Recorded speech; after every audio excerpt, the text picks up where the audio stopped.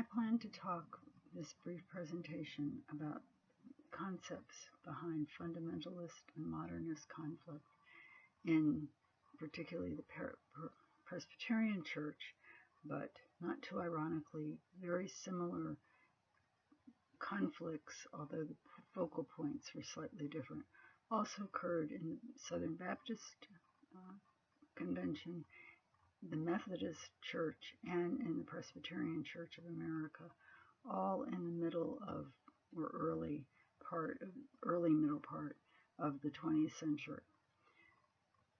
That these things came about then in similar ways in those main Protestant denominations is actually not surprising.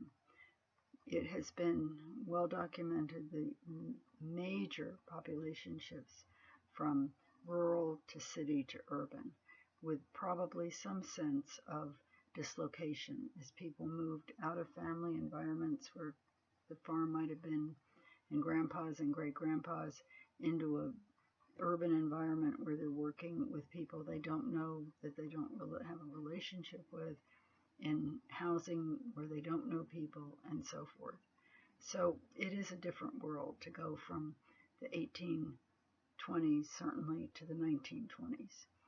And in those years, there were changes in the ideas that surrounded evolution, in the sense that in the 1820s, there probably wasn't much of an interest in looking at old bones and looking at some kind of archaeological or physical anthropology that would explain a transition from birds to people.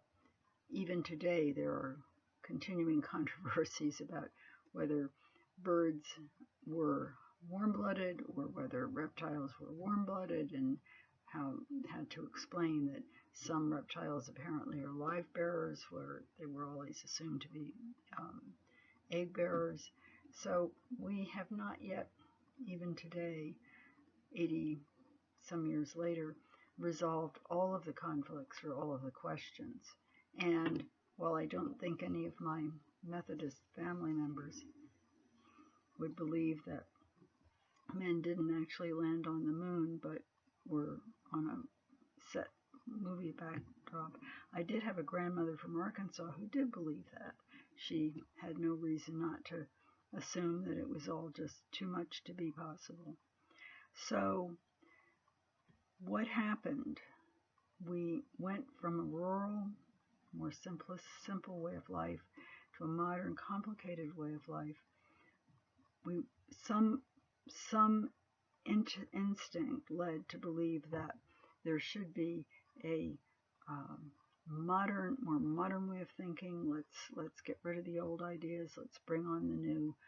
We began to think that ideas such as a virgin birth were not even possible, that the Bible couldn't necessarily have all been written by the hand of one force, and there were discoveries being made in the Holy Land. The Dead Sea Scrolls appeared to offer firm convictions that contradicted what we knew of the Bible, because those scrolls appeared to have information that suggested there had been more than one set of beliefs or more than one set of events. And those kinds of ideas continue to be brought to us by science and history and anthropology, and it is confusing, and it shakes our sense of this is what it has been, this is the way it will always be.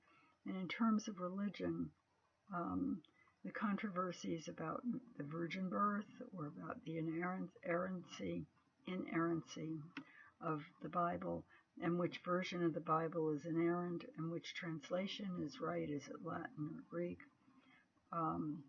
those controversies will probably never go away until the end time, and that end time itself is a controversy. Thank you.